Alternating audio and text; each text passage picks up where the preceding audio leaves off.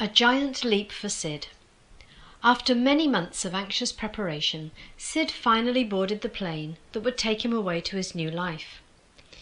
He first had the idea nearly 2 years ago when he responded to an advertisement, which in turn had led him to take a short trip to Spain, all expenses paid, to look for a new home.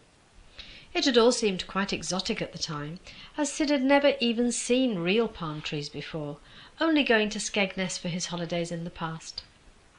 Sid had never been back to Spain since, to see exactly what it was he had chosen on that occasion, and in fact the whole trip now seemed like a distant dream.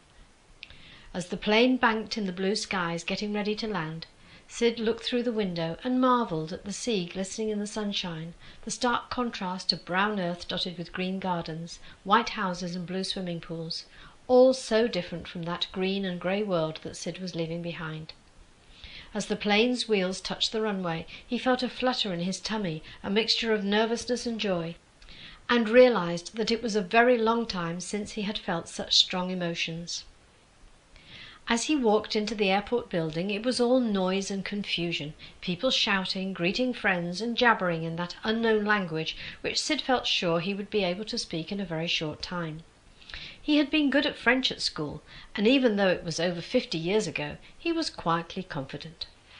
After picking out his somewhat battered suitcase, purchased for family holidays way back in 1957, Sid walked out into the bright sunshine and looked around him. For the first time he realised that he was not appropriately dressed.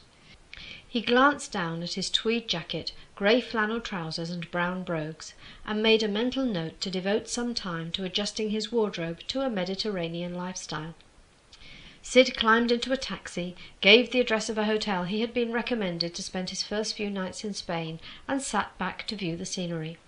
There was a delightful informality about everything he saw around him, so alien to someone who had spent all his life in a village in the Yorkshire Dales. Sid was used to being able to identify all the cars in his street and know where each one would be parked every night. There was never any need for anyone to sound a horn. Here there were people, cars, taxis, and a terrible racket everywhere, and Sid found himself clutching the edge of his car seat as his taxi shot off at an incredible speed. My goodness, thought Sid, I think this new life of mine is going to be full of surprises.